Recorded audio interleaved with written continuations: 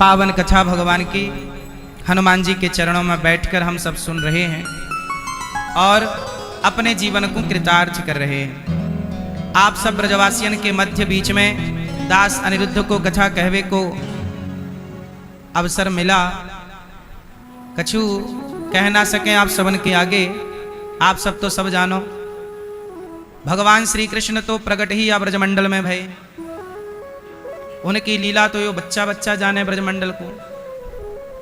या मैं ऋषि मुनि गए हार जपे जा, राधे राधे। बड़े बड़े ऋषि मुनि हार गए ब्रजवासियन से। एक मैया कुएं में पानी भर रही है ब्रजमंडल की, तभी एक साधु जी आए बाबा जी। मैया से बोले मैया मुझको पानी पिवाए दे। मैया ने पानी पिवाए। बाबा कहाँ जाए? मैया मैं ठाकुर को ढूंढवे आयो हूं। मैंने सुन रखे हो कि टेढ़ी टांग वालों या ब्रजमंडल में ही मिले। मैया बोली बाबा तो तू टेढ़ी टांग वाले के पावे की ताई करेगा? कौन सो पूजा करे, कौन सो कर्म करे, कौन सो पाठ करे? बाबा ने एक बताइयो। बाबा बोले मैया मैं वाक को आंख बंद करके ध्यान लगाऊं। मैया बोली बाबा तब तो मिल गए तो क्यों ठाकुर? अरे दारी के सारी दुनिया में रह के आंख बंद क्यों कर? अरे ब्रजमंडल में आए के तो आंख खोल। ये ब्रजमंडल है, यहाँ तो आंख खोली जाए, यहाँ आंख मूंदी ना जाए। बड़े बड़े ज्ञानियों की आंख खुली कहाँ? उद्धव की आंख कहाँ खुली? यही ब्रजमंडल में। उद्धव जैसे ज्ञानियों की आंख कहाँ खुलती है? ब्रजमंडल में। मैया बोली बाबा जमाने से तैने आंख बंद करके कन्हैया को पुकारा। वृंदावन में तो ब्रजमंडल में तो खुली आंखन ते पुकारो नहीं पड़े। गोपियों से उद्धव जी ने कहा कि आंख बंद करो और वह ठाकुर को ध्यान करो, भगवान को ध्यान करो। तब गोपियां बोली उद्धव तुम्हें आंख बंद करने की जरूरत होगी, क्योंकि तुम्हारा भगवान तुम्हें आंख बंद करने के बाद दिखता है। हमारा भगवान तो खुली आंखों में हमें सर्वत्र नजर आ रहा है। इस तरह की पराकाष्ठा भक्ति की गोपियों के भीतर थी और ब्रजवासियों के भीतर थी। ऐसे ब्रजवासियों के बीच में ये दास अनिरुद्ध को आज मैं आपको सुना नहीं रहा हूं, बल्कि आपको कह करके कुछ अपनी वाणी को पवित्र कर रहा हूं। जैसे बालक रोटी को तोती कहता है। क्या कहता है? तोती। तोतली भाषा में बात करता है, उसे कहना तो आता नहीं है। उसी तरह ये दास अनिरुद्ध को कुछ आता नहीं है, तो हम टूटी फूटी वाणी में आपको कहकर, जैसे शिष्य जब गुरु पढ़ाते हैं और शिष्य पढ़ता है तो गुरु जी पूछते हैं चल बेटा तुमने पढ़ लिया, जरा सुनाओ कुछ। तो चेला सुनाता है, शिष्य तो सुनाते हुए डरता है चेला कि भाई गुरुजी को सुना रहे हैं ना, गुरुजी को क्या सुनाएंगे, उन्हें तो सब पता है। लेकिन शिष्य सुनाता है हिम्मत करके। उसी तरह आप तो वो गुरु हो, ब्रजवासी तो सबन के गुरु हैं ऑलरेडी जन्म से। तो आप सब तो गुरु हो, आप सबन को क्या सुनाए? फिर भी वही शिष्य वाली बात है कि शिष्य सुनाए और गुरु आनंद ले। तो मारे जैसे शिष्य से सुन के आप सब गुरुजन आनंद लियो। 7 दिन आनंद से दास अनिरुद्ध आप सबन को कथा सुनाए। और कछु त्रुटि है जाए तो अनेक क्षमा जरूर करियो है मैया। बोलो राधे राधे। भागवत 18,000 श्लोकों का महान ग्रंथ है। भागवत में 335 अध्याय हैं। भागवत जी सबसे पहले किसने सुनाई, किसको सुनाई? भागवत सबसे पहले भगवान श्रीमन नारायण ने ब्रह्मा जी को सुनाई। भागवत सबसे पहले किसने सुनाई? भगवान नारायण ने ब्रह्मा जी को। फिर ब्रह्मा जी ने अपने पुत्र को सुनाई।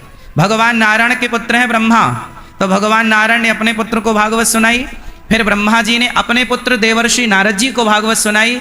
फिर नारद जी ने भागवत सुनाई वेद व्यास जी को। फिर वेद व्यास जी ने अपने पुत्र को भागवत सुनाई, पढ़ाई श्री सुखदेव भगवान को। और सुखदेव भगवान ने राजा परीक्षित जी को जब 7 दिवस में मरने को श्राप लगा, 7 दिन में मरना है, तो जिसे 7 दिन में मरना हो वो क्या करे? तो क्या करे वो? तब सुखदेव भगवान ने कहा कि जिसे 7 दिन में मरना है तो राजन तुमने जो प्रश्न किया है, वरी आने सते प्रश्न कृतो लोकहितम नृप, आपके इस प्रश्न ने लोकहित कर दिया और आपके प्रश्न का उत्तर सारे जगत का कल्याण करने वाला है। तो आपको 7 दिन में मरना है, समय कम है, कम समय में सदगति कोई चाहता है तो क्या करे? बोले भागवत सुने, उसका कल्याण हो जाएगा। भागवत सुनो। तो इस तरह भागवत जी कहाँ से प्रारंभ हुई? भगवान नारायण से। भागवत सबसे पहले किसने सुनाई? भगवान श्रीमन नारायण ने अपने पुत्र को। इसलिए हम आपसे कहते हैं कि अपने पुत्रों को, पिता का कर्तव्य क्या है? पिता का कर्तव्य क्या है? बच्चा पैदा कर देना, पढ़ा लिखा के उसे नौकरी दिला देना, केवल इतना कर्तव्य नहीं है। जब बाली मरा तो बताओ, बाली ने मरते हुए अपने पुत्र को किसे सौंपा? किसे सौंपा? किसे सौंपा? भगवान राम को। बाली की जब मृत्यु हुई, अच्छा बाली को मारा किसने? राम ने।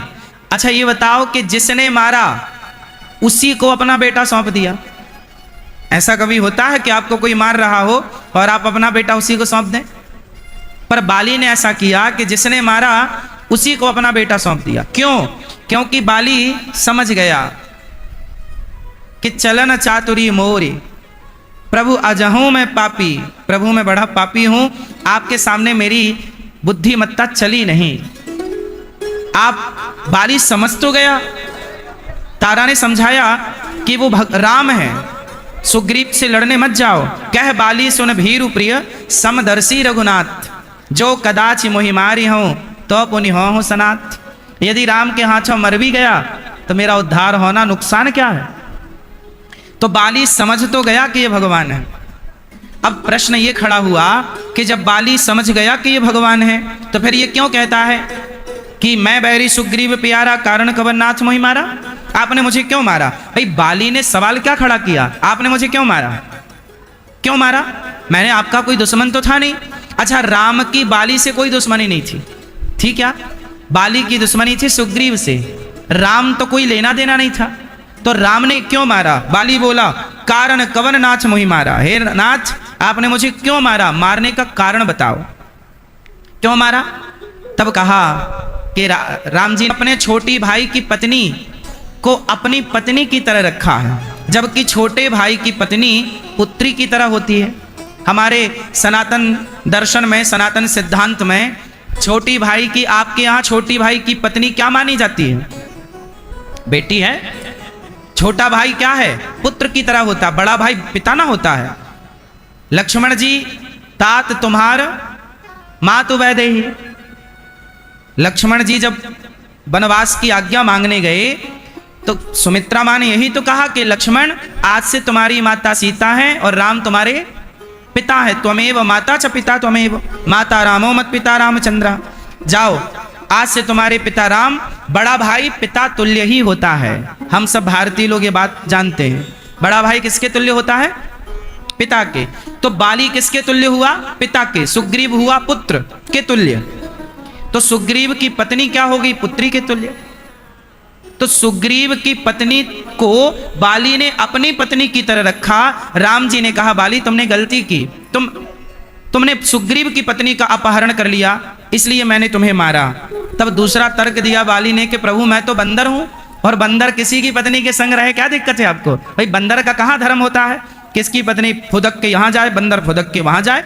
नहीं, इस बंदरिया के संग रहे, उस बंदरिया के संग रहे, बंदर तो बंदर है, उसकी कहां पत्नी और उसके लिए कहां धर्म? तब राम जी ने तुरंत इस बात को खंडन किया, नहीं नहीं बाली तुम साधारण बंदर होते तो बात ठीक थी कि साधारण बंदर के लिए तो कोई दोष नहीं है, किसी भी बंदरिया के संग रहे, लेकिन तुम अब बताओ बंदर कभी कहीं का राजा हो सकता है, पर तुम किष्किंधा के राजा हो और राजा हो तो प्रजा के साथ न्याय करना तुम्हारा धर्म होता है, तुम सामान्य बंदर तो नहीं हो, इसलिए तुम बंदर हो ये कह के बच नहीं सकते। अब बाली ने सवाल किया कि राम जी ये बताओ आपने मुझे छिपके क्यों मारा, सामने से मार दिया होता। अब ये सवाल खड़ा है। अब जरा मुझे आप लोग बताओ ये सारी बात मैं क्यों बोल रहा हूं? भगवान नारायण ने ब्रह्मा जी को भागवत सुनाई, उस बात से इस बात का लिंक है, जुड़ी है। पहले मैं ये बात कंप्लीट कर लूं, फिर मैं वहां पहुंचूंगा, तब आपको समझ में आएगा कि मैंने उस बात के लिए ये बात क्यों सुनाई। तो ध्यान से सुनिएगा। बाली बोला कि हे प्रभु आप, मैया टाटा टाटा टाटा टाटा, बैठो। अच्छा ये बताओ, बाली बोला कि प्रभु आपने मुझे छिपके क्यों मारा। अच्छा ये बताओ, क्या राम जी बाली को सामने से नहीं मार सकते थे? क्यों भैया? बाली को राम जी सामने से भी से तो मार सकते थे ना। राम जी, लोग कहते हैं कि बाली को ऐसा वरदान था कि जो सामने जाता था बाली की आधी शक्ति उस पर आ जाती थी। देखो, कोई भी वरदान हो, पर भगवान पर ना तो श्राप काम करता है ना वरदान काम करते हैं। भगवान श्राप और वरदान से परे हैं। हाँ, भगवान स्वीकार करते जरूर हैं। जैसे गांधारी का श्राप भगवान ने स्वीकार कर लिया, वरना गांधारी को श्राप लगता कहाँ? नारद जी का श्राप भगवान श्रीमन नारायण ने स्वीकार कर लिया, वरना श्राप राप भगवान को कहीं नहीं लगते। लेकिन भगवान श्राप की भी मर्यादा रखने के लिए मान लेते हैं, नहीं वरना भगवान तो श्राप राप से सब परे है। अच्छा बात यह है कि बताओ, क्या राम की शक्ति बाली के अंदर जा सकती थी? क्या बाली इतना बलवान था कि राम को हरा देता? यदि राम सामने से लड़ते तो क्या बाली राम को हरा देता? क्यों, आप लोग बताइए। राम जी यदि बाली को सामने से लड़ते तो क्या राम जी हार जाते? सवाल है, बोलो। नहीं हारते भाई, भगवान से थोड़ी कोई बलवान है।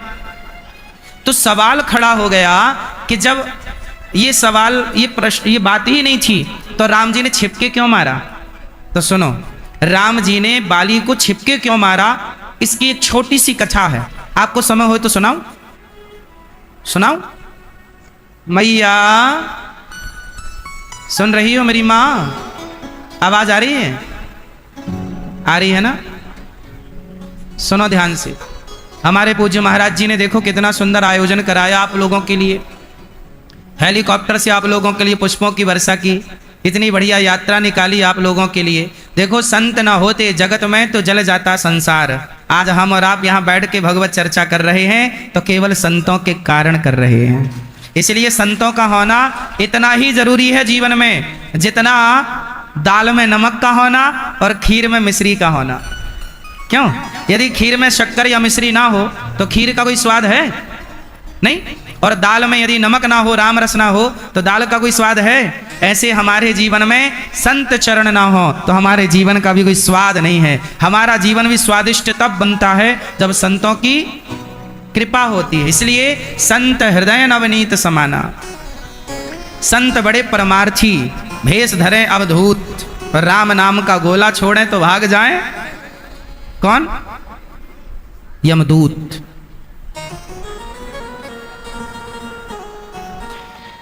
अब सवाल खड़ा हो गया बड़ा जटिल के राम जी ने बाली को छिपके क्यों मारा। आओ सुनते हैं। मैंने जब शास्त्र पढ़े, मैंने जब रामचरितमानस पढ़ी और जब मैंने पढ़ा, संतों के चरणों में बैठा, तो मेरे मन में ऐसा आया, मुझे लगा कि ये कारण है। तो जो मुझे गुरुजनों ने बताया, जो मैंने पढ़ा, जो मेरी समझ में आया, वो मैं आपको समझाता हूँ। राम ने छिपके क्यों मारा बाली को? सवाल यही है ना। कई बार ये समाज में सवाल खड़ा होता है कि राम ने बाली को छिपके क्यों मारा। क्यों, ये सवाल खड़ा है कि नहीं? युगों बाद भी ये सवाल खड़ा है कि राम जी ने बाली को छिपके क्यों मारा। अब मैं उत्तर दे दूं तो सुनो। बात ऐसी है कि राम ने सुग्रीव से की मित्रता। राम ने सुग्रीव से क्या कर ली? जोर से, मित्रता। अच्छा, राम और सुग्रीव की मित्रता कराई किसने? किसने? झाड़ी वाले हनुमान जी ने। भाई, राम की और सुग्रीव की मित्रता किसने कराई? हनुमान जी ने कराई। हनुमान जी ने मित्रता करा दी। और मित्रता कैसी? जो ना मित्र दुख हो ही दुखारी, तिनहि बिलोकत पातक भारी। रामचरितमानस में लिखा है इसी प्रसंग में कि मित्र कैसा हो? जो मित्र के दुख से दुखी हो और मित्र के सुख से सुखी हो, वही ना मित्र है। अच्छा, राम जी ने अपने मित्र से पूछा, सुग्रीव तुम यहाँ जंगल में क्यों रहते हो? तुम्हारी पत्नी कहाँ? तब पूरी मैं दानव की कथा सुना दी। सुग्रीव ने कहा कि एक राक्षस आया, मेरे भैया बाली को ललकारा, मेरे भैया बाली उसके पीछे भागे, वो एक गुफा में चला गया। भैया बोले कि 15 दिन तक इंतजार करना, मैं 15 दिन बाद उस राक्षस को मारकर आऊंगा। लेकिन मैं 1 महीने तक इंतजार किया, बाली उस गुफा से नहीं निकले, तो मुझे लगा कि मेरे भैया को बाली ने मार दिया, और मैंने उस गुफा के दरवाजे में एक पत्थर की शिला, पत्थर रख दिया।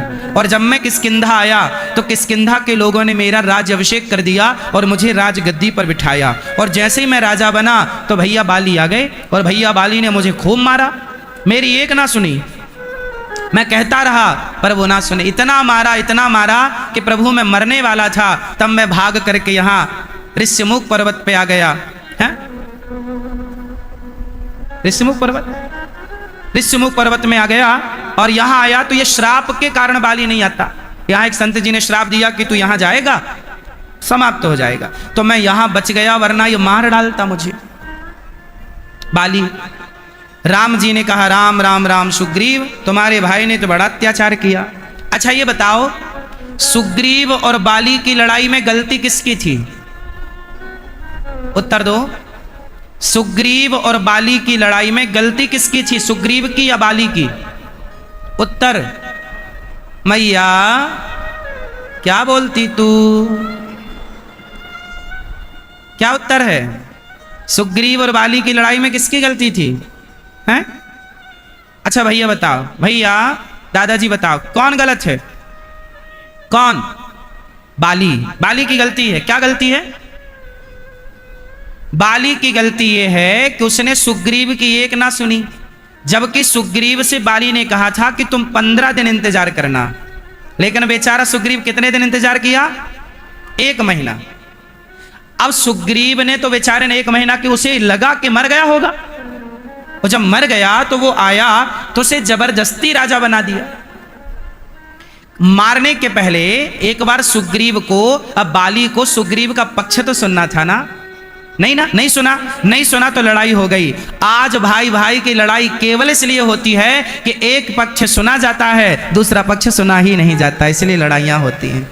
आज भी ये सुग्रीव बाली की लड़ाइयां खत्म नहीं हुई। आज भी भाई भाई के झगड़े इसी बात पर हैं कि एक भाई अपनी बात कह देता है, एक भाई बोला कि तू गलत है। अरे भाई आप एक बार उसका पक्ष तो सुनो कि वो गलत कैसे है, वो अपनी सफाई में भी तो कुछ कहना चाहेगा। हो सकता है कंफ्यूजन हो, गलतफहमी हो। क्यों जी, लड़ाइयों में कई बार गलतफहमियां होती हैं कि नहीं? हाँ या ना? होती है ना? तो सुनो, सुग्रीव और बाली की लड़ाई में क्या हो गया? गलतफहमी। अच्छा, अब जब राम ने पूरी कथा सुनी, सुग्रीव ने रोते हुए कहा कि मुझे लात मार के निकाल दिया और मेरी पत्नी पर कब्जा कर लिया। तब राम जी को गुस्सा आया। राम जी ने कहा बाली, सुग्रीव सुन सुग्रीव, मारी हूं बाल ही एक कही बाण, ब्रह्म रुद्र शरणागत गए ना उबर ही प्राण। हे सुग्रीव, अच्छा राम ने प्रतिज्ञा कर ली। क्या प्रतिज्ञा कर ली? कि सुन सुग्रीव, मारी हूं बाल ही एक ही बाण, हे सुग्रीव मैं बाली को मारूंगा, एक ही बाण से मारूंगा। अच्छा राम ने क्या कर ली? सुग्रीव के सामने बाली को मारने की जोर से प्रतिज्ञा कर ली। राम ने वचन दे दिया, सुग्रीव मैं तुझे वचन देता हूं कि मैं बाली को मारूंगा और एक ही बाण से मारूंगा। हो गया। अब चलते हैं आगे। अब जब राम आगे गए तो राम जी देखे कि सुग्रीव और बाली की लड़ाई चल रही है। सुग्रीव बाली लड़ रहे हैं दोनों युद्ध। राम जी को लगा कि यदि मैं सामने चला गया बाली के, और यदि राम जी बाली को सामने से मारते तो कुछ बातों का ध्यान आपको रखना है। क्या? यदि राम जी खड़े हो जाते बाली के आगे तो बाली क्या करता? तुरंत दौड़ के राम जी की शरण में चला जाता, क्योंकि राम की बाली से कोई दुश्मनी नहीं थी। भाई बाली राम से लड़ता क्यों, ये तो बताओ। बाली राम से, उसकी दुश्मनी सुग्रीव से है, बाली राम से क्यों लड़ता? तो जब राम जी बाली को मारने सामने जाते तो बाली सबसे पहले राम की शरण में जाता, और शरण में जाता तो राम जी क्या करते? सन्मुख हों ही जीव मोहि जबहि, जन्म कोटि अघनासहि ही तबहि। राम जी कहते हैं कि शरणागत कहूँ जे तजहि, हित अनहित अनुमान, तेनर पावर पापमय तिनहि बिलोकत हान। राम जी कहते हैं कि जो कितना भी बड़ा पापी हो, कोटि विप्र बध लागे जाहु, आए शरण तजिए नहीं, कहता हूं कितना भी बड़ा पापी हो, राम जी का वचन है कि यदि मेरी शरण में कोई आएगा तो हम त्वा सर्व पापेभ्यो मोक्षयिष्यामि मा शुचा। जो मेरी शरण में आएगा मैं उसे मोक्ष का अधिकारी बना दूंगा। यदि राम की शरण में बाली आता तो राम जी बाली को क्षमा कर देते कि नहीं? सवाल आपसे, उत्तर दो। यदि राम जी की शरण में बाली आता तो राम जी बाली को क्या करते? क्षमा। और यदि क्षमा कर देते तो फिर राम मारते ना मारते, और नहीं मारते तो सुग्रीव को जो वचन दे चुके हैं उस वचन का क्या होता कि सुनो सुग्रीव मारी हूं बालहि एक ही बाण। अब आप लोग बताओ कि राम जी यदि सामने से मारते बाली को और बाली शरण में आता तो शरण में आए हुए को भी नहीं मारना, यह भी राम का वचन है कि मैं शरण में आए हुए को कभी नहीं मारता। अब राम जी नहीं मारते बाली को तो सुग्रीव क्या बोलता कि राम ने तो मेरे को धोखा दे दिया, बोला था कि बाली को मारूंगा, बाद में नहीं मारा। तो राम पर सुग्रीव क्या लगाता? कलंक लगाता, धोखे का, मित्र को धोखा देने का कलंक लगाता सुग्रीव। यदि राम जी बाली को ना मारते तो सुग्रीव नहीं बोलता? बोलो हाँ या ना, बोलता कि नहीं? इसलिए अब राम जी हो गए धर्म संकट में। राम जी पर दो आरोप लगने हैं। एक आरोप ये, यदि राम बाली को नहीं मारते तो सुग्रीव आरोप लगाएगा कि आपने मुझे वचन दिया था कि बाली को मारूंगा, नहीं मारा, आपने तो बाली से हाथ मिला लिया, क्योंकि उसकी शक्ति ज्यादा थी। राम पर तमाम आरोप लग जाते। या दूसरा आरोप लगेगा, अब राम जी ने सोचा क्या करूं, सामने से मारता हूं तो शरण में आता, इसलिए राम जी ने कहा छिपके ही मारता हूं, छिपके मारूंगा, ये शरण में नहीं आएगा। फिर राम जी के अंदर सवाल आया कि यदि मैं छिपके मारता हूं तो लोग कहेंगे कि राम ने छिपके क्यों मारा। तब राम जी बोले कि दुनिया यही तो कहेगी कि छिपके क्यों मारा, कम से कम मित्र को धोखा देने का आरोप तो नहीं लगेगा राम पर। इसलिए एक आरोप से बचना था और दूसरे आरोप से बच नहीं सकते थे राम जी। तो राम जी अब ये बताओ कि दोनों आरोप तराजू पे रखे जाएं। एक आरोप सुग्रीव लगाता कि राम ने धोखा दे दिया, और एक आरोप ये कि राम जी ने छिपके क्यों मारा। यदि तराजू में दोनों आरोप रखे जाएं तो बताओ किस आरोप का पलड़ा भारी था? उत्तर दो, ब्रजवासी हमारे उत्तर देंगे। किस आरोप का पलड़ा भारी था? बोलो कौन सा? धोखा। सुग्रीव को वचन दे चुके थे तो पूरा करना था, नहीं करते तो धोखा का आरोप लगता। तो राम जी को कोई धोखेबाज ना कह सके, लेकिन लोग तो ये कहेंगे छिपके क्यों मारा, तो कहते रहे। भाई राम जी ने तो कह दिया ना कि ताही वधे कछु पाप ना होई। जिसने पराई स्त्री के साथ दुराचार किया है उसे आगे से मारो, पीछे से मारो, ऊपर से मारो, नीचे से मारो, बस मारो, उनको मारना ही धर्म है, उनको मारना ही। बोलो अच्छा ये बताओ, भगवान श्री कृष्ण भीम भैया से क्या कहते हैं? ए भीम गदा लो और जरा दुर्योधन की जंघा तोड़ दो। जबकि गदा युद्ध का नियम क्या है? ऐसा दाऊ जी तो यही है ना, दाऊ जी महाराज तो यही कुंड है ना दाऊ जी का। अब बताओ दाऊ जी, हमारे दादा दाऊ दयाल, दाऊ जी कह रहे कन्हैया ये क्या हो रहा, अधर्म हो रहा है। क्या धर्म हो गया दाऊ जी? बोले ये दुर्योधन की जंघा पर वार कर रहा है भीम, जबकि गदा युद्ध का नियम है कि गदा को कहां नहीं मारते? जांघों पर। गदा का प्रहार कहां नहीं करते? बोलो कहां नहीं करते? जांघों पर नहीं करते, ये अधर्म है। कौन बोला? दाऊ जी बोले भगवान श्री कृष्ण से, भीम मैं तुझे मारूंगा। दाऊ जी बोले भीम। अब भीम तो डर गए क्योंकि भीम के गुरु हैं दाऊ जी और दुर्योधन के गुरु भी हैं दाऊ जी। तो दुर्योधन तो खुश हुआ कि चलो गुरु जी आ गए, लेकिन भीम डर गए कि अब तो दाऊ जी मार डालेंगे, क्योंकि दाऊ जी का गुस्सा तो गुस्सा है। अब दाऊ जी गुस्सा, मार दूंगा तुझे भीम, तूने अधर्म से, तुझे सिखाया है कि गदा का प्रहार जांघ पर नहीं करते, कमर के नीचे नहीं करते, तूने क्यों किया? तब भगवान श्री कृष्ण बोले वाह दाऊ जी वाह वाह, आज आपको याद आया कि दुर्योधन ने अधर्म किया। तब आप कहां थे जब इसी दुर्योधन ने द्रौपदी को कहा था कि द्रौपदी आजा मेरी जांघों पे आके बैठ जा? तब क्या यह धर्म था?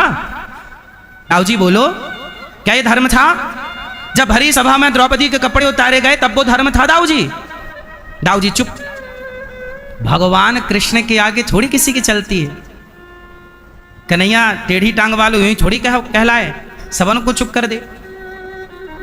दाऊ जी बोले कन्हैया तुम कहना क्या चाहते हो? तब भगवान श्री कृष्ण बोले कि बाबा दाऊ जी ये अधर्मी है, दुर्योधन पापी है, और अधर्मी को अधर्म से मारना ही धर्म है। इसने कौन सा धर्म किया बताओ? भरी सभा में एक नारी के कपड़े उतारना, जो कि रिश्ते में वो नारी इसकी सगी भाभी लगती थी। द्रौपदी दुर्योधन की क्या लगती है? बोलो, भाभी है ना। धर्मराज युधिष्ठिर की पत्नी और धर्मराज बड़े हैं, दुर्योधन के बड़े भ्राता ही तो हैं धर्मराज। तो बड़े भ्राता की पत्नी भाई की पत्नी भाभी, भाभी को हमारे यहां माता कहते हैं। तो दुर्योधन की रिश्ते में क्या लगी द्रौपदी? बोलो, माता। दुशासन कपड़े उतार रहा है, दुशासन के रिश्ते में द्रौपदी क्या लग रही हैं? भाभी। माता ना होती हैं? माता। तो ये कपड़े किसको उतार रहा है? दुशासन, दुर्योधन। किसके? माता के। भरी सभा में अपनी माता को निर्वस्त्र कर रहा है। दाऊजी, क्या ये धर्म था? तब दाऊजी चुपचाप चले गए। कुल मिलाकर के बात यह है कि कई बार अधर्म हमें लगता है कि यह अधर्म है, पर वो भी धर्म होता है। ऐसे ही भगवान राम ने बाली को छिपकर मारा, वह भी धर्म है। इसलिए राम को क्या कहते हैं? रामो विग्रहवान धर्मः। राम ही धर्म है। राम ने जो किया वही धर्म है। भगवान कृष्ण ने जो किया, जो भगवान ने कहा वही धर्म है। इसलिए आपको हम केवल इतना कह रहे हैं कि बाली जब मरने लगा तब बाली ने राम से कहा, प्रभु एक मेरी प्रार्थना स्वीकार करो। क्या? मेरा बेटा अंगद है। तो राम जी का हाथ पकड़ा, अंगद का हाथ पकड़ा और राम के हाथ में अंगद का हाथ रख दिया। राम जी से बोला, प्रभु मेरी जिम्मेदारी पूरी। एक पिता का कर्तव्य तब पूरा होता है जब उसका बेटा सही हाथों में चला जाए। एक पिता का कर्तव्य तब पूरा होता है जब उसका पुत्र सही हाथों में। और राम के हाथ से बढ़िया हाथ किसका होगा? इसलिए बाली आराम से मर गया। क्यों? क्योंकि निश्चिंत हो गया कि अब अंगद राम के हाथों में है। अच्छा, राम ने भी न्याय किया अंगद के साथ। हुआ क्या कि बाली के मरने के बाद राजा कौन बना किष्किंधा का? बोलो, सुग्रीव। तो सुग्रीव राजा बना तो उसके बेटे को उत्तराधिकारी बनना चाहिए था, पर राम जी ने कहा नहीं, सुग्रीव राजा तुम बनोगे, पर आने वाला तुम्हारे बाद राज सत्ता यहां की तुम्हारा बेटा नहीं, बाली का बेटा अंगद संभालेगा। युवराज उसे बनाया, युवराज उसे बनाया। राम के हाथों में हाथ आ गया ना, तो राम गलत कैसे होने देते? इसलिए कहता हूं, हर पिता का कर्तव्य होता है, हर पिता का धर्म होता है कि आप मरने के पहले आप अपने बेटों को योग्य बना करके मरिए, योग्य बनाइए, योग्य संस्कार दीजिए, शिक्षा दीजिए, धर्म सिखाइए, धर्म पढ़ाइए बच्चों को। वरना चाणक्य कहते हैं कि माता शत्रु पिता वैरी ये न बालो न पाठिता न शोभते सभा मध्य हंस मध्य बको यथा। वह माता पिता शत्रु हैं जो अपने बच्चे को संस्कारवान नहीं बनाते, लायक नहीं बनाते। इसलिए पिता का कर्तव्य है कि आप अपने पुत्रों को भागवत सुनवाएं, और जब भागवत सुनेंगे तभी बच्चे संस्कारी होंगे। इसलिए कथा में आओ तो अपने बच्चों को जरूर लेके आओ। और बच्चों का मतलब ये नहीं कि इतने इतने बच्चे ले आओ, थोड़ा समझदार जो बच्चे, जवान बच्चे, उनको लाओ। ये नहीं कल इतने इतने तुम ले आओ सारे। गुरुजी कल आएंगे तो आशीर्वाद कुछ शब्द कहेंगे? ठीक, जैसे आपकी आज्ञा।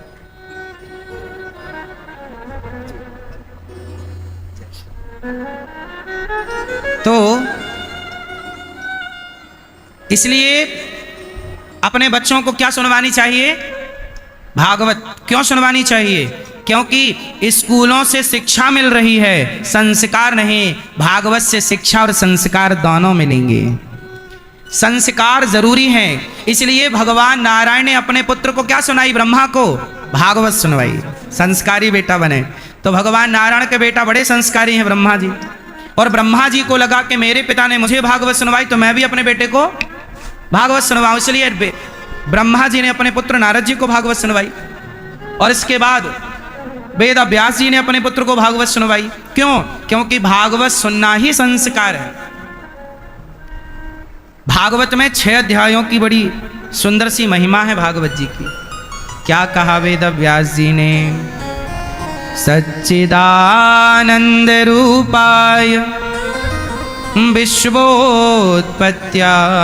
हेतवे तापत्रय विनाशाय श्रीकृष्णाय वयं नुमः। सच्चिदानंद रूपाय विश्वोत्पत्त्यादि हेतवे तापत्रय विनाशाय श्रीकृष्णाय वयं नुमः। सच्चिदानंद, सतचित आनंद बराबर सच्चिदानंद। भगवान कैसे हैं? सच्चिदानंद स्वरूप हैं, सतचित आनंद। ईश्वर कैसे हैं? सत्य। उमा कहाँ हूं मैं अनुभव अपना, सत हरि भजन जगत सब सपना। ईश्वर सत्य है। अच्छा ये बताओ, आप सच्चे हैं कि झूठे हैं? उत्तर दो। आप सच्चे हैं कि झूठे हैं? जोर से, जोर से। सच्चे। आप सच्चे कि झूठे? झूठे? झूठी मैया? देखो बात तो सही है। सच्चा कौन? सच्चे हैं केवल भगवान। सच्चे कौन? सच्चे कौन? भगवान। भगवान ही सत्य हैं, ईश्वर ही सच्चे हैं। ये संसार झूठा है। झूठा कैसे? अच्छा ये बताओ, घड़ा सच्चा है कि झूठा है? घड़ा सच्चा है कि झूठा है? बोलो। झूठा है। क्यों? क्योंकि लोग कहते हैं ये घड़ा है, ये रखा है घड़ा, लोग कहते हैं ये घड़ा है। ये बताओ कि ये घड़ा है कि माटी है? बताओ, घड़े में घड़ा होता है कि माटी होती है? उत्तर दो। घड़े में घड़ा है कि माटी है? जोर से। क्या घड़ा नाम का कुछ है उसके अंदर है? यदि माटी निकाल दी जाए तो घड़ा क्या अस्तित्व रहेगा? इसका मतलब क्या हुआ? ये है माटी, पर बनता क्या है? घड़ा। तो घड़ा झूठा है, माटी सच्ची। घड़ा, घड़ा झूठा है और माटी सच्ची है। उसी प्रकार ईश्वर सच्चा है और ईश्वर का ये जो संसार बनाया गया है ये वैसा ही है जैसे घड़ा का अस्तित्व नहीं है, माटी का अस्तित्व है। उसी तरह ईश्वर का अस्तित्व है, हमारा और आपका अस्तित्व नहीं है। हम आज हैं, कल रहेंगे, इसकी तो गारंटी नहीं है। आप आज हैं, कल रहेंगे, इसकी गारंटी नहीं है। पर भगवान तब भी थे, आज भी हैं, सदा रहेंगे। घड़ा नहीं था, नहीं है, नहीं होगा। वर्तमान में घड़े की सत्ता आकृति के रूप में हो सकती है, पर घड़ा के पहले भी माटी सत्य थी। अच्छा, जब घड़ा नहीं था तब वो क्या थी? माटी। घड़े में क्या है? माटी। और घड़ा टूटेगा तो घड़ा टूटेगा, माटी नहीं टूटेगी। तीनों कालों में सत्ता माटी की है, घड़े की सत्ता नहीं है। तीनों कालों में घड़े की सत्ता वर्तमान में है। हाँ या ना? भाई वर्तमान में आप कह रहे हैं कि भैया कुम्हार भैया जरा एक घड़ा दे दो, तो वर्तमान में कहा जा सकता है व्यवहार में कि उसकी सत्ता है, पर ना भूत में थी ना भविष्य में होगी। बात सही है कि गलत है? उसी तरह हमारी सत्ता ना पहले थी, ना भविष्य में होगी, ना वर्तमान में है। सत्ता ईश्वर की ही है। ईश्वर की सत्ता को ही अज्ञानवश लोग अपनी सत्ता मान लेते हैं, जैसे मिट्टी की सत्ता को घड़े ने अपनी सत्ता मान ली। बात सही है कि गलत है? अच्छा ये बताओ, आपकी आंखों से आप देख रहे हैं कि ईश्वर देख रहे हैं? सच बताओ। आपकी आंखों से आप देख रहे हैं कि कृष्ण देख रहे हैं? बोलो।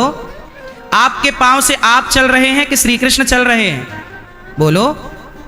आपके हाथों से आप काम कर रहे हैं कि श्री कृष्ण काम कर रहे हैं? सच बताओ। गांडीव अर्जुन चला रहे थे कि कृष्ण चला रहे थे? सच बताओ। महाभारत अर्जुन लड़ रहे थे कि कृष्ण लड़ रहे थे? जोर से, जोर से।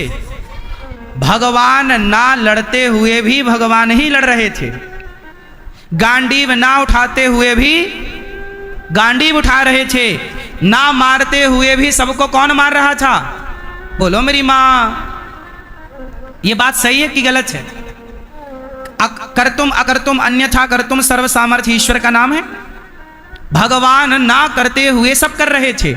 महाभारत का युद्ध कौन लड़ रहा था? बोलो। क्या अर्जुन के बाणों में इतनी ताकत थी कि वो भीष्म पितामह के शरीर को छलनी कर सके? क्या अर्जुन के बाणों में इतनी ताकत थी कि वो जयद्रथ का सिर काट के हजारों किलोमीटर दूर उसका बाप तपस्या कर रहा था जंगल में, तो कटा हुआ सर उसके बाप की गोद में गिराएं और दोनों बाप बेटे मर जाएं और अर्जुन बच जाएं। जयद्रथ को मारने की शर्त थी। जयद्रथ कौन है?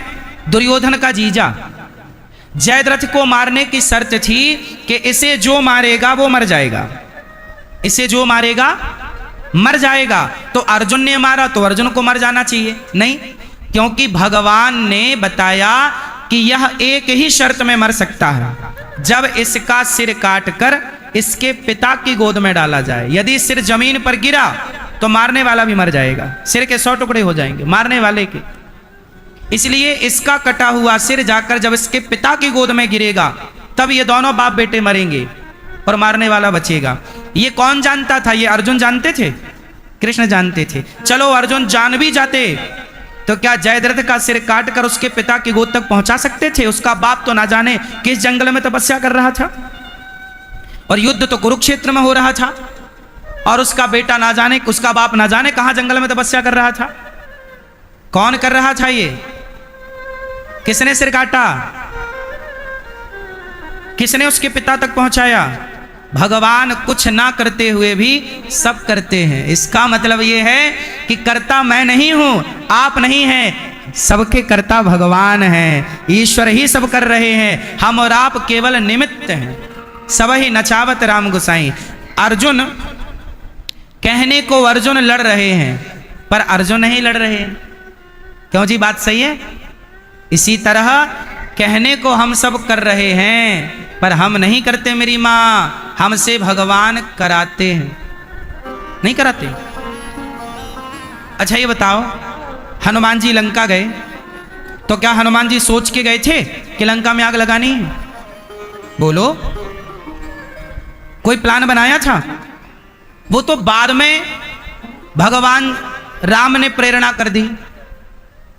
लंकिनी, लंका में एक त्रिजटा थी, उसने सपना देखा कि सपने बानर लंका जा रही, जात उधान सेना सब मारी। हनुमान जी ने सुना त्रिजटा का सपना कि भाई त्रिजटा कह रही है कि सपने में मैंने देखा कि एक बंदर ने लंका जला दी। हनुमान जी बोले नहीं नहीं, लंका कैसे जलेगी, ना मेरे पास माचिस है, ना आग है, ना कोई साधन है। तब फिर क्या हुआ? हनुमान जी ने देखा कि सपना तो सपना, चलो छोड़ो, सपने का कौन ध्यान देता है, सपना तो झूठा ही हो जाता है। लेकिन हनुमान जी ने देखा कि रावण ने पकड़ा हनुमान जी को और क्या किया? पूंछ में कपड़ा बांधने लग गया। क्या बांधा पूंछ में? तेल बोरी पट बांध पुनी पावक देहु लगाए। हनुमान जी ने कहा कि ये तो कपड़ा भी ले आए, तेल घी भी ले आए, रहा न नगर बसत घृत तेला, बाढ़ी पूंछ कीन कपि खेला। इतना तेल लगाया कि लंका में तेल नहीं बचा, सारा घी तेल खत्म कर दिया रावण ने। कुछ लोग होते ही हैं जो दूसरों की पूंछ में आग लगाने के लिए अपना ही सब बिगाड़ लेते हैं, अपना ही नुकसान कर लेते हैं, है ना।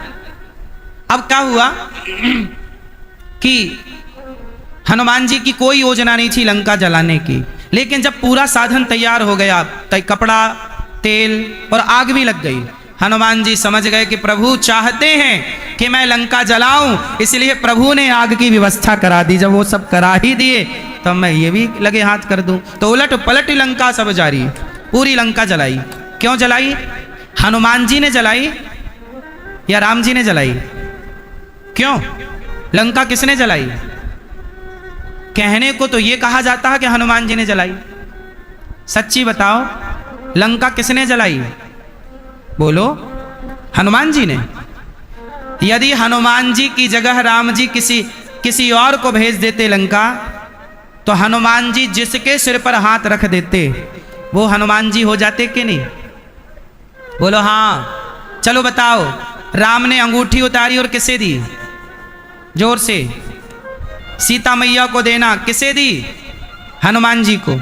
यदि राम जी ने वो अंगूठी हनुमान जी को ना देकर किसी और को दी होती तो वो काम वो कोई और करता। इसका मतलब है कि हनुमान जी ने जो किया वो हनुमान जी ने नहीं किया, राम जी ने हनुमान जी से सब कुछ करवा लिया। करते हो तुम कन्हैया, मेरा नाम हो रहा है और मेरा आपकी कृपा से। तो राम जी हनुमान जी से अपना कार्य करा लेते हैं। ऐसे ही आप कुछ करें तो ये मत सोचिएगा कि आपने किया, हमसे और आपसे भगवान ने कुछ करा लिया, हमें ईश्वर ने योग्य समझ लिया कि हमसे ये कार्य हो। आप लोग यहाँ आए कथा सुनने, ये दास को, हनुमान जी ने दास को यहाँ बुला लिया और दास अनिरुद्ध से जो कह रहा हूँ, ये दास जो कह रहा, ये समझो कि सब हनुमान जी कहवा रहे हैं, वरना हम थोड़ी कुछ कह सकते हैं। तो जो हो रहा है उसे भगवान की मर्जी समझ करके सदैव प्रसन्न रहना चाहिए। तो ईश्वर ही सत्य है, ईश्वर क्या है? सत्य। और हम सब क्या हैं? परिवर्तनशील, झूठे। आज हम हैं, कल नहीं रहेंगे। हाँ, इसलिए जगत झूठा कहा ना, जगत झूठा है। नहीं कहते जब आपको बहुत गुस्सा, यार सब झूठा, सब प्रपंच है। लेकिन जब आप खुश रहते हैं तो आप कहते हैं नहीं नहीं, ये अपना है, ये अपना है, ये अपना है, ये मेरा है।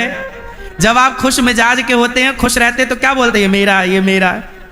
और जब आप गुस्सा आता है ना, पत्नी जब परेशान कर लेती है कई बार, है ना, वो लड़ाई वड़ाई हो जाती है ना, तो मरकट वैराग्य नहीं आ जाता, चलो सब प्रपंच है, सब बेकार है, चलो भजन करेंगे, वृंदावन चलते वहीं। फिर इसलिए संसार सचमुच, मीराबाई क्या कहती हैं कि मेरे तो गिरधर गोपाल दूसरो ना। ये संसार इतना बड़ा है, पर इतने बड़े संसार में अपना कुछ नहीं है, एक भगवान के सिवा, एक श्री कृष्ण के सिवा हमारा इस जगत में कोई नहीं है। इतनी सी बात समझनी है कि कौन अपना है और कौन पराया। अच्छा बताओ, आपका अपना कौन है? क्यों मैया? मैया, ओ मेरी माँ, बताओ आपका कौन है? कौन? लोग कहते हैं ये बेटा मेरा है, ये परिवार मेरा है, ये पत्नी मेरी। ये सब कहने में अच्छा लगता है कि ये मेरा है, क्यों? ये व्यवहार है कि ये मेरा है, लेकिन सच्ची में कोई किसी का नहीं। ये बात सही है ना? एक भगवान के सिवा कोई नहीं आता ना मेरी माँ। जब हम मरते हैं तो हमारा परिवार कहां तक साथ देता है? शमशान तक। रिश्ते नाते कहां तक साथ देते हैं? ज्यादा से ज्यादा शमशान तक। शरीर कहां तक साथ देता है? चिता तक। आगे की यात्रा में ना बेटा संग होता है, ना बेटी, ना परिवार, ना समाज, ना रिश्तेदार। कौन साथ देता है? धर्मानुगो गच्छति जीव, ये कहा। जो हम धर्म करते हैं, जो भजन करते हैं, जो पुण्य करते हैं, जो पाप करते हैं, पाप और पुण्य की गठरी हमारे संग चलती है। इसलिए कहता हूं कि पाप कम करो, कम क्या जीरो करो, और पुण्य का कार्यकलाप बढ़ाओ, इसी से सबका भला है। वरना जो हम कमा रहे हैं वो वही जाएगा, है ना? बात सही है कि गलत है? जो हम कमाए हैं वो कौन खाएगा? दूसरा। कौन दूसरा? बेटा आपका ही है। आप कहोगे महाराज जी हमारी बेटा है, ठीक है, व्यवहार में आपका बेटा है, बात सही है, बिल्कुल गलत बात नहीं है। परंतु बेटा लायक होगा तब तो आपको प्रसन्नता होगी कि चलो खा रहा है मस्त। पर यदि बेटा नालायक निकल गया तो आप रोएंगे। क्यों जी? बात सही है। इसलिए क्या कहते हैं कि बेटों को क्या देना चाहिए? पैसा या संस्कार? पैसा या काबिलियत? हाँ, पूत कपूत तो क्यों धन संचय, और पूत सपूत तो क्यों धन संचय। बेटा नालायक है तो भी कमा के रखने की जरूरत नहीं, कमाया नालायक है तो बर्बाद कर देगा। और लायक है तो भी कमाने की जरूरत नहीं, लायक होगा तो कमा के खा लेगा मस्त। इसलिए बच्चों को काबिलियत दो, ना कि पैसा। पैसा पाकर बच्चे बिगड़ जाएंगे। इसलिए पैसा मिले तो समाज की सेवा, भूखे को रोटी, प्यासी को पानी की व्यवस्था करो। यही धन का सदुपयोग है। और ईश्वर सच्चिदानंद स्वरूप, सतचित आनंद। भगवान कैसे हैं? विश्वोत्पत्त्यादि हेतवे, विश्व की उत्पत्ति पालन संहार करने वाले भगवान हैं। तापत्रय विनाशाय, सारे दुखों का, दुख कितने तरह के होते हैं? क्यों भैया? चश्मा वाले भैया बताएंगे दुख कितने तरह के होते हैं? दुख कितने प्रकार के होते हैं? ऐसे बताओ, 1 2 3 4 5 कितने तरह के दुख होते हैं? हाँ, हमारे दादाजी लोग सत्संगी हैं। दुख 3 प्रकार के होते हैं। कौन कौन सा दुख? दैहिक, दैविक, भौतिक, तापा राम राज्य काहू नहीं व्यापा। 3 प्रकार के दुख होते हैं मेरी माँ। कौन कौन से दुख? कोई तन दुखी, कोई मन दुखी, कोई धन बिन रहते उदास, थोड़े थोड़े सब दुखी, सुखी राम के दास। कोई तन का रोगी, कोई मन का रोगी, कोई धन का। दैहिक शारीरिक रोग, दैविक देवताओं का, ज्यादा बारिश, ज्यादा गर्मी, ज्यादा सर्दी, और भौतिक प्राणियों से सांप बिच्छू इत्यादि चीजों। 3 प्रकार का दुख होता है। लेकिन जो भगवान की शरण में चला जाता है वो सारे दुखों से मुक्त हो जाता है। अच्छा ये बताओ, हनुमान जी के पास अष्ट सिद्धि है कि नहीं? अष्ट सिद्धि नवनिधि के दाता, असवर दीन जानकी। इतने बड़े हनुमान जी, ज्ञानी नामाग्रगण्यम। हनुमान जी से बड़ा कौन संत होगा?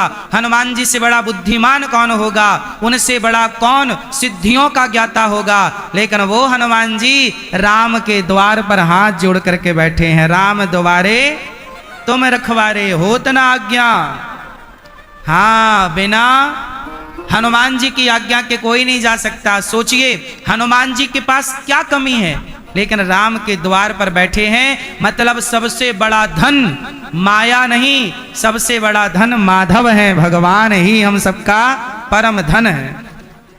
इसलिए तो ब्रजवासी कहते हैं ना, ब्रजवासी कहते हमारो धन राधा, श्री राधा श्री राधा, हमारो धन राधा, श्री राधा श्री। परम धन राधा राधा राधा राधा राधा, परम धन हमारो मन राधा, श्री राधा श्री। सच्ची है ना? हम ब्रजवासियों का धन क्या है? अरे होगा किसी का धन रुपया पैसा सोना चांदी, पर हमारा धन तो श्री राधा रानी ही हैं, श्याम सुंदर ही हैं। इसी बात को मीराबाई ने दोहराया कि पायो जी मैंने राम रतन धन पायो। हाँ राम। अच्छा राम का फुल फॉर्म क्या होता है? राम का फुल फॉर्म बताओ। राम मतलब राधा, माँ मतलब माधव, राधा माधव ही राम है। रा से राधा, बोलो रा से, बोलो रा से, माँ से राधा माधव। तो इसलिए मीराबाई कहती है कि हमारो धन पायो जी मैंने राम रतन धन पायो। तो राम का अर्थ क्या है? राधा माधव। मतलब राधा कृष्ण ही सीताराम है और सीताराम ही राधा कृष्ण है। ये भाव है, इनमें कोई अंतर, कोई भेद। चाहे राधा को अपना धन मान लो, चाहे माधव को अपना धन मान लो, चाहे राधा रानी को कृष्ण को धन मानो, राम को धन मानो, चाहे हनुमान जी को अपना धन मान लो, बस मान लो, इसी से तुम्हारा कल्याण होना है। क्यों जी, बात सही है? अच्छा एक बात बताएं, कल्याण सब नहीं कर सकते, इसलिए कहा तुलसीदास जी ने कि और देवता चित्त न धरई। सबको चित्त पे रखने की जरूरत नहीं और सबके पीछे भागने की जरूरत क्यों? क्योंकि सब कल्याण नहीं कर सकते ना। चलो बताओ, काशी में जब कोई मरता है तो कहते हैं उसकी सदगति होती है। ये बात सही है कि गलत है? काशी में जब कोई मरता है तो उसे मोक्ष मिलता है। ये बात सही है कि गलत है? बोलो किसके बल से मिलता है? काशी के बल से। हाँ, रामचरितमानस में लिखा है कि जासु नाम बल शंकर काशी, देत सबहि समगति अविनाशी। काशी में जब कोई मरता है तो शंकर जी स्वयं मरने वाले के कान में आकर धीरे से राम कह जाते हैं। राम नाम से उसका कल्याण होता है, राधा माधव से उसका कल्याण होता है। तो शंकर जी भी किसी को मोक्ष दें, किसी को कल्याण करें तो भगवान राम के, कृष्ण के नाम के बल पर ही करते हैं, नहीं करते फिर। इसलिए शंकर जी भी जिन राधा कृष्ण के उद्यान में डूबे रहते हैं, हमारे ब्रजमंडल में तो जब शंकर जी आए तो शंकर जी भी गोपी बनकर आए या ब्रजमंडल में कि राधा रानी ने एक अपनी तरह हमें भी सखी बनाए के श्याम सुंदर के दर्शन कराए दो। नहीं? सही है कि नहीं? तो या ब्रजमंडल में तो शंकर जी भी का बन के आए? बोलो, गोपी। और जब तक गोपी ना बने भगवान शिव, तब तक वह भगवान शंकर को भी भगवान कृष्ण को दर्शन ना है सके। तो या ब्रज की महिमा तो बड़े बड़े ऋषि मुनि गए हार जपे जा। इसलिए हमारा धन क्या? हमारो धन राधा, श्री राधा। इसलिए आपसे हाथ जोड़ के कहूं कि राधा रानी के अतिरिक्त, कृष्ण के अतिरिक्त, भगवान श्री कृष्ण के, भगवान श्रीमन नारायण के अतिरिक्त किसी प्रकार से सोना चांदी को, हीरा मोती को, जमीन जायदाद को धन मत समझ लीजिएगा। किसी के कान में हीरा, किसी की नाक में हीरा, क्या कहें हम आपसे? हमारे तो श्याम है हीरा, हमारे लिए तो भगवान ही सब कुछ है। क्यों जी? भगवान के सिवा भगवान से भी बड़ा कोई धन है? अरे भगवान कृष्ण को तो, भगवान कृष्ण राधा रानी को तो शंकर जी भी अपना धन मानते हैं। शंकर जी का धन क्या? शंकर जी भी तो कैलाश में बैठे बैठे यही गा रहे हैं कि हमारो धन राधा, श्री राधा श्री। क्यों? शंकर जी कैलाश में बैठे बैठे क्या गा रहे हैं? हमारो धन। जब वहां शंकर जी डमरू अमरू बजा के जब कीर्तन वगैरह करते होंगे, तो कैलाश में शंकर जी कौन सा कीर्तन करते होंगे? क्यों? फिर नारद जी कीर्तन कर रहे हैं, शंकर जी कीर्तन कर रहे हैं। सबके कीर्तन से एक ही ध्वनि निकल रही है, राधे कृष्ण राधे कृष्ण राधे। इसलिए जब नरसिंह जी के प्रसंग पढ़ो तो नरसिंह जी 7 दिन तक शंकर जी के मंदिर में चले गए, शिवलिंग पर बेहोश होकर गिर पड़े। शिव जी के ऊपर सिर, शिवलिंग पर सिर पड़ा है और पड़े हैं। कई दिन बीत गए। पार्वती जी बोली कि कोई भगत पड़ा है, जाके दर्शन दो। शंकर जी प्रकट हो गए। हाँ बेटा क्या चाहिए? तो नरसिंह जी को भगवान ने शक्ति दी। शंकर जी ने खड़ा हो, क्या चाहिए बेटा? तब नरसिंह जी ने शंकर जी से कहा। सोचिए, शंकर जी तो साक्षात खड़े थे। शंकर जी से वो दौलत मांग सकते थे, धन मांग सकते थे, संसार की वस्तुएं मांग सकते थे, पर नरसिंह जी ने शंकर जी से क्या कहा? शंकर जी से कहा ना, नरसिंह जी ने कहा मुझको और कछु ना चाहिए। क्या कहा नरसिंह जी ने? हे शंकर जी क्या चाहते हो बेटा? तब नरसिंह जी ने कहा, हे भोलेनाथ, देखो अपने इष्ट के प्रति अनन्यता देखिएगा कि जब शंकर जी मिलेंगे, मुझे शंकर जी मिलेंगे, तो मैं तो यही कहूंगा कि प्रभु हमारी किशोरी जी के चरणों तक, भगवान श्री कृष्ण के चरणों तक हमें पहुंचा दीजिए। हे भोलेनाथ, आप कृपा करना चाहें तो हम पर यही कृपा करो। नरसिंह जी ने भी कहा, हे भोलेनाथ। शंकर जी बोले, क्या चाहता है बेटा नरसिंह? नरसिंह जी ने कहा, मुझको और कछु ना चाहिए। हे भोलेनाथ, मुझको और कछु ना चाहिए, बस राधा कृष्ण मिलई दे। मुझको और कछु ना चाहिए, बस राधा कृष्ण मिलई दे। हमें और कुछ नहीं चाहिए, बस राधा कृष्ण का दर्शन करा दे। ये देखो, इससे बड़ा धन क्या हो सकता है? इसलिए 3 प्रकार के दुख होते हैं, तन मन धन। दुख कितने प्रकार के? कोई तन का रोगी, कोई मन का रोगी, कोई धन का रोगी। 3 ही दुख हैं संसार में, चौथा कोई दुख नहीं है। लेकिन जो भगवान की शरण में जाता है, जो भगवान को अपना धन मान लेता है, फिर वो कभी परेशान नहीं होता, ना तन से, ना मन से, ना धन से। उसे कोई सांसारिक धन क्यों चाहिए? ऐसे भगवान श्री कृष्ण को, राधा सहित श्री कृष्ण को हम नमस्कार करते हैं। यम प्रव्रजन्त मनुपेतमपेत कृत्यम द्वैपायनो विरह कातरया जुहाव पुत्रेति तन्मयतया तरवोभिनेदुष तम सर्वभूत हृदयम मुनिमानतोष्मि।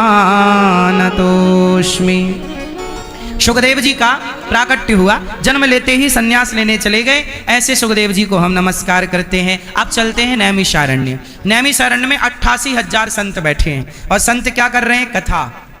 तभी सूत जी आए। सूत जी आए तो शौनकादि ऋषि खड़े हो गए।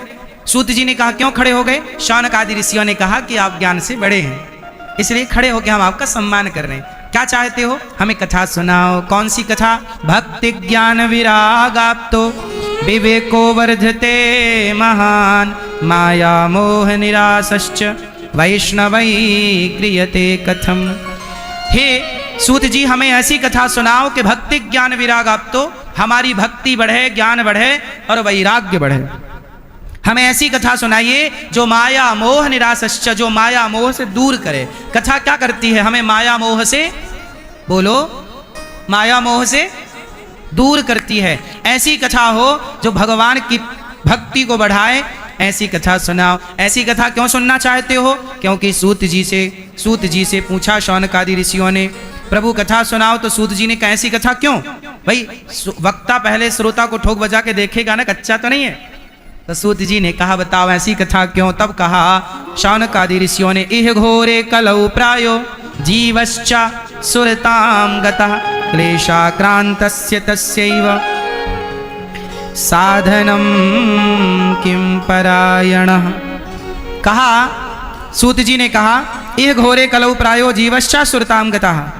ये कलौ मतलब कलयुग में जीव प्रायः आसुरी स्वभाव का हो गया। प्रायः जीवश्च सुरतां क्लेशाक्रांतस्य तस्यैव शोधने किम परायण। ये सब भूल चुका है, इसलिए आप हमें ऐसी कथा सुनाओ जिससे हमारा ज्ञान वैराग्य मजबूत हो। सूत जी ने कहा हम आपको कथा नहीं, कथा का सार सुनाते हैं। सर्ववेदेतिहासानां सारम सारम समुद्रतम। भागवत जी क्या है? भागवत जी कथा नहीं है, भागवत कथा का सार है। 18 पुराण 4 वेद 6 शास्त्र का सार क्या? सर्ववेदेतिहासानां सारम सारम। सबका सार क्या है? भागवत। एक बार भागवत सुनने का मन देवता भी बनाए। एक बार देवता आए, सुनो, देवता कथा सुनने आए। कहाँ? सुखदेव जी के पास। सुखदेव जी कथा सुना रहे थे।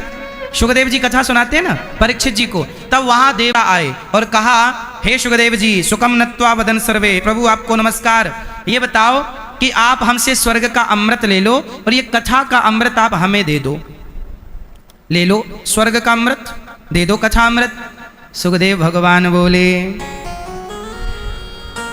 एवं विनिमये, इंद्र बोले, एवं विनिमये जाते सुधा राज्ञा प्रपीयताम् प्रपास्यामो वयं सर्वे श्रीमद्भागवतामृतम्। ये अमृत है। क्वा सुधा क्व कथा लोके क्व काचः क्व मणिर्महान् ब्रह्मरातो विचार्यैवं तदा देवांजहासः। सुखदेव जी हंसे। इंद्र बोले आप क्यों हंसे? अच्छा, सुखदेव जी ना राजा परीक्षित को भागवत सुना रहे थे।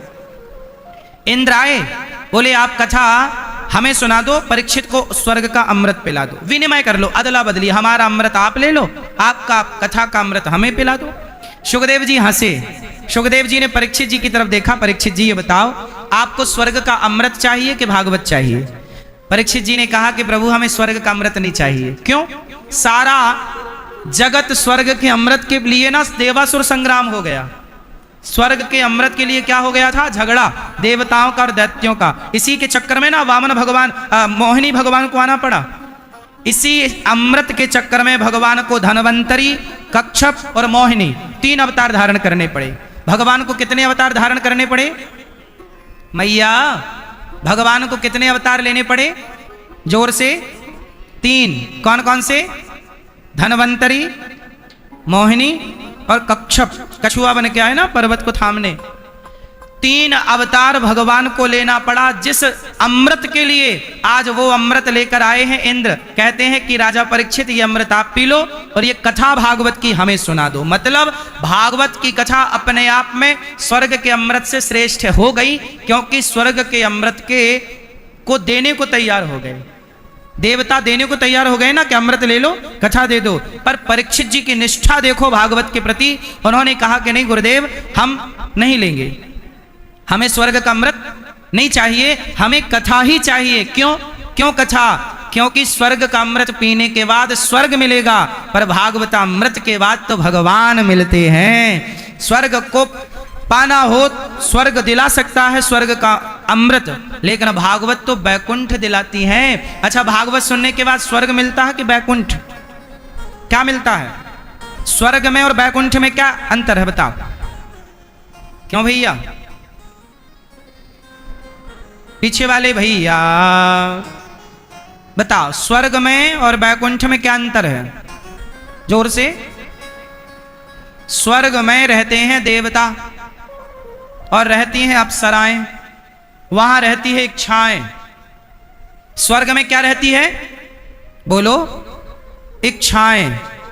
राजा बनने की इच्छा, पद पाने की। इंद्र की भी तो इच्छा है ना कि मैं कभी इस पद से नीचे ना गिरूं। इंद्र की भी इच्छा रहती है।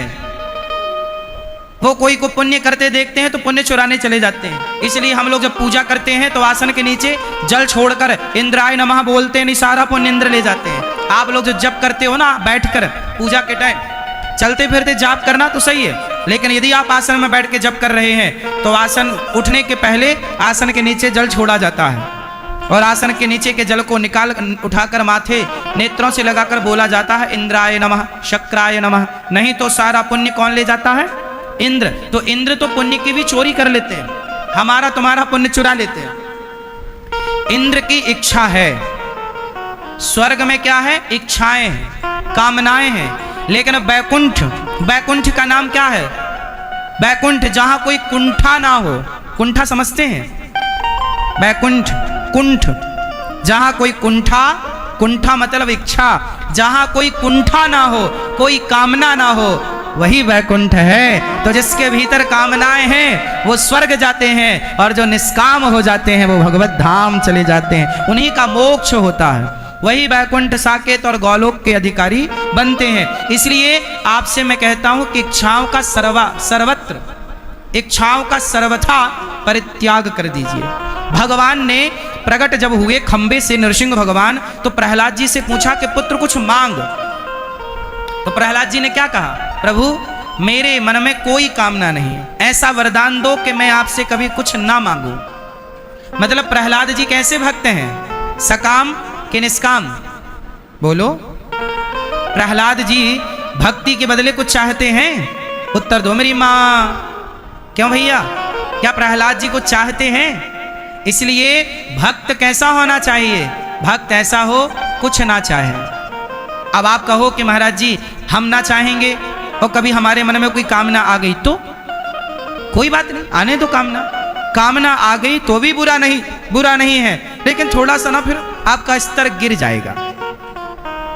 भाई भक्त तो प्रहलाद भी हैं और भक्त तो ध्रुव जी भी हैं। अच्छा ये बताओ, ध्रुव जी और प्रहलाद जी दोनों भक्त हैं कि नहीं? और दोनों को बचपन में भगवान मिले, यह बात सही है कि गलत है? बोलो मेरी माँ। दादाजी, ओ मोबाइल वाले भैया, ये बताओ ध्रुव और प्रहलाद दोनों को बचपन में भगवान मिले कि नहीं? बोलो हाँ कि ना। मैया, ओ पंचायती मैया, सुन लो मेरी माँ। ध्रुव और प्रहलाद दोनों को बचपन में भगवान मिले। चलो एक तराजू बांधी जाए, एक पलड़े पर ध्रुव जी को रखा जाए, एक पलड़े पर प्रहलाद जी को रखा जाए और तौल कर देखा जाए, बताओ किसका पलड़ा भारी होगा? बोलो, ध्रुव या प्रहलाद जी? जोर से। किसका? ध्रुव जी का। हाँ, किसका पलड़ा भारी है? किसका? दोनों भक्त हैं, दोनों ही प्रणम्य हैं, दोनों ही हमारे जैसे पापी के लिए तो दोनों ही श्रेष्ठ हैं। क्यों? हमारे लिए तो ध्रुव और प्रहलाद दोनों ही पूज्य हैं और श्रेष्ठ हैं, पर सिद्धांत की दृष्टि से जब तराजू में रखा जाएगा और तौला जाएगा तो प्रहलाद जी का पलड़ा भारी होगा, ध्रुव जी का नहीं। क्यों? क्योंकि ध्रुव जी के अंदर कामना थी राजा बनने की, राजा की गोद में बैठने की। पिता की गोद में ना बैठना चाहते थे तो सौतेली माँ ने धक्के मार के निकाल दिया। तो ध्रुव जी के अंदर कामना थी, पर प्रहलाद को तो भगवान बोले कि बैठ जा। नहीं, ऐसी कृपा करो प्रभु, कभी सपने में प्रहलाद जी की ये कामना नहीं जागी कि मैं राजा बनूं, मुझे सत्ता प्राप्त होना। ध्रुव जी के मन में एक सूक्ष्म कामना थी, पर प्रहलाद जी के अंदर तो एक सूक्ष्म भी कामना नहीं थी। इसलिए प्रहलाद जी निष्काम भक्त हैं और ध्रुव जी सकाम भक्त हैं। इसलिए आप कामना लेके भक्ति करो तो भी श्रेष्ठ है, बुराई नहीं है, पर श्रेष्ठ भक्ति तो फिर आखिरी निर्णय यही होगा कि निष्काम। इसलिए कहता हूं कि मुझको और कछु ना चाहिए, कुछ ना चाहिए। क्योंकि कोई कामना आ गई, अरे भरत जी को कामना आ गई ना जड़ भरत जी को एक मृग में मन लग जाने के कारण उनकी दुर्गति हो गई, मृग बनना पड़ा। भरत जैसे ज्ञानी का मन मृग में लग जाने से क्या बनना पड़ा? मृग। जब भरत जैसे ज्ञानियों की दुर्गति दुर्दशा हो सकती है तो हमारी और आपकी दुर्गति दुर्दशा नहीं हो सकती। इसलिए कहता हूं कि सपने में भी भगवान के सिवा कुछ ना चाहो, केवल भगवान को चाहो। बाकी व्यवहार में पैसा रुपया तो होना ही चाहिए। भगवान करें आपके पास खूब पैसा हो, पैसा होना गलत नहीं है, पैसा कमाना गलत नहीं है, पर पैसा से मोह कर लेना गलत है, अटैचमेंट बढ़ा लेना गलत है। क्यों मैया? पैसा कमाओ, पैसे के बिना कैसे व्यवस्थाएं बनाओगे आप? घर कैसे बनाओगे? कपड़े कैसे खरीदोगे? रोटी कैसे खाओगे? भाई पैसे हैं तब ना नमक आएगा, नमक कोई फ्री में थोड़ी देगा। भाई पैसे से नमक आएगा, पैसे से हल्दी आएगी, पैसे से जीरा आएगा। पैसा तो चाहिए। पढ़ाओगे बच्चों को पैसा लगेगा, कॉपी किताब खरीदोगे पैसा लगेगा, साड़ी खरीदोगे पैसा लगेगा, पैंट शर्ट खरीदोगे पैसा लगेगा। पैसा एक व्यवस्था है। भगवान करे आपके पास खूब पैसा हो। पैसा कमाने का मना नहीं है। हमारे ऋषि मुनियों ने, शास्त्रों ने कभी ये नहीं कहा कि आप पैसे ना कमाओ। हमारे शास्त्रों ने ये कहा है कि पैसे से प्यार ना करो, पैसे कमाओ, कमा के व्यवस्थाएं पूरी करो और लगाओ पैसे से नहीं, भगवान से रखो। ये मानो कि भगवान मेरे हैं, ये पैसा मेरा साथ नहीं देगा। क्यों? पैसा मेरा साथ। अच्छा ये बताओ, हमारे यहां एक परंपरा है, पता नहीं ब्रजमंडल में है कि नहीं, मैं बोलूंगा फिर आप बताना है कि नहीं। ये दास अनिरुद्ध मेरी बहुत कम बुद्धि है, इसलिए मैं बहुत कुछ परंपराओं को नहीं जानता, आप लोगों से पूछ लेता हूं। अच्छा ये बताओ, हमारे यहाँ एक परंपरा है, जब कोई मर जाता है तो मुर्दे के ऊपर ना पैसे बरसाते हैं, मखाने, बतासा, कोई मखाना, कोई बतासा, कोई लाई, कोई मुरमुरा, जिसकी जो सामर्थ्य होती है ना, सब जगह अलग अलग परंपराएं हैं। क्यों जी, है कि नहीं? मुर्दे के ऊपर क्या क्या बरसाते हैं? बतासा बरसाते हैं, मखाने, मखाने। हमारे यहां क्या करते हैं? मखाने के साथ ना, मखाने तो बरसाते ही हैं, मखाने के साथ ना पैसे भी बरसाते हैं, पैसे डालते हैं मुर्दे के ऊपर। सही है कि गलत? आपके यहां है ये परंपरा?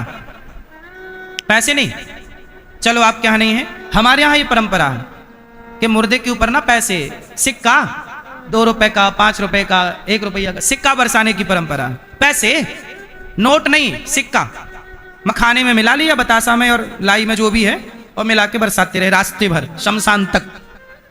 अब सवाल ये खड़ा हुआ, हमारे यहाँ की परंपरा है तो मैंने जो इसमें समझा वो मैंने पाया। देखो मखाने क्यों बरसाते हैं, इसकी भी एक कथा है। बतासा, मखाना, मुरमुरा, लाई, ये सब एक ही जाति के हैं, है ना, एक ही प्रजाति है। क्यों बरसाते हैं? पहले मखाने की बात कर लो। मखाना फूला होता है, भीतर से क्या है? फूला। बतासा भी फूला होता है, मुरमुरा भी फूला होता है, और लाई भी फूली होती है। क्यों भैया? लाई मुरमुरा तो जानते होंगे, सब भीतर से क्या है? फूला। तो मुर्दे के ऊपर बरसाकर समाज को यह मैसेज दिया जाता है कि देखो, जब तक ये जिंदा था तो बड़े घमंड में फूला फूला घूमता था, अब देखो जैसे जैसे जैसे बतासा पिचक गया, मुरमुरा पिचक गया, मखाना पिचक गया, ऐसे इसकी अकड़ पिचक गई कि नहीं? ज्यादा घमंड में ना रहा करो, एक दिन सबकी अकड़ पिचक जाएगी। इसलिए मखाना बरसा के ये मैसेज है कि घमंड नहीं करना चाहिए, वरना मखाना जैसे पिचक जाता है, मुर्दे के ऊपर बरसा मखाना जमीन पे गिरता, कोई का पांव रखा तो पिचक गया, ऐसे ही। और पिचक के क्या हो जाता है? बिल्कुल धूल, मतलब कई टुकड़े हो जाता है, बारीक हो जाता है ना, भूसा हो जाता है, भूस की तरह, हाँ या ना? उसी तरह घमंड में ना रहना साहब। मखाने का जैसा मखाने की अकड़ समाप्त हो गई, ऐसे हमारी और आपकी अकड़ भी समाप्त होगी। इसलिए घमंड में ना रहो, इसलिए मखाना बरसा के समाज को मैसेज दिया जाता है कि भाई घमंड ना करो। पैसे क्यों बरसाते हैं हमारे यहाँ? पैसे इसलिए क्योंकि सारी जिंदगी आदमी पैसे के पीछे भागता है, हाय पैसा, हाय पैसा, और पैसे के कारण बाप से रिश्ता बिगाड़ लेता है, भाई से रिश्ता बिगाड़ लेता है, दोस्तों से रिश्ता बिगाड़ लेता है, पैसे के लिए लड़ता है, झगड़ता है, मर्डर तक कर देता है, मार डालता है, खून की नदियां बहा देता है। तो पैसे बरसाए जाते हैं मुर्दों के ऊपर, दुनिया को बताने के लिए, ऐ दुनिया वालों देख लो, जिस पैसे के लिए तुम मरते रहे, पैसे के लिए लड़ते रहे, पैसे के लिए खून बहाते रहे, आज ये पैसा मुर्दे की छाती पे पड़ा है, तेरी हिम्मत है तो 1 रुपये उठा करके दिखा। पैसे के पीछे मरता रहा, जब आदमी मरता है तो पैसे बरसते हैं, लेकिन आप 1 रुपए उठा नहीं सकते। इसका मतलब ये है कि अंतिम साथी पैसा नहीं है। अंतिम साथी पैसा, समाज को ये बताना चाह रहे हैं हमारे पूर्वज पैसे इत्यादि बरसा के कि हमारा अंतिम साथी पैसा नहीं है। जब आप पड़े हैं तो पड़े हैं ना, पैसे बरस रहे हैं, कोई मतलब नहीं। मुर्दे को क्या मतलब है? इसलिए जब तक जिंदा हो ना तो इस बात को समझो। पहला तो घमंड में ना रहो, क्योंकि घमंड किसी का नहीं टिका, तुम्हारा क्या टिकेगा? रावण का घमंड नहीं रहा, हमारा आपका क्या रहेगा? दूसरा, पैसे के पीछे रिश्ते ना बिगाड़ो। अच्छा बताओ, पैसा बड़ा होता है कि रिश्ते बड़े होते हैं? बोलो, कौन बड़ा? रिश्ता बड़ा है। इसलिए बाप को पैसे से ऊपर रखो, पिता को पैसे से पैसा बाप से ऊपर ना चला जाए, पैसा बाप से ऊपर ना जाए। मां को पैसे से ऊपर रखो, पत्नी को पैसे से ऊपर रखो, पति को पैसे से ऊपर रखो, बच्चों को पैसे से ऊपर रखो। पैसे को रिश्तों से ऊपर मत जाने दो, क्योंकि रिश्ते बड़े हैं, पैसा बड़ा नहीं है। रिश्ते अनमोल हैं, पैसा अनमोल नहीं है। क्यों जी, बात सही है कि गलत है? इसलिए पैसों के कारण कभी रिश्तों में खटास नहीं होनी चाहिए, रिश्तों में दरार नहीं होनी चाहिए।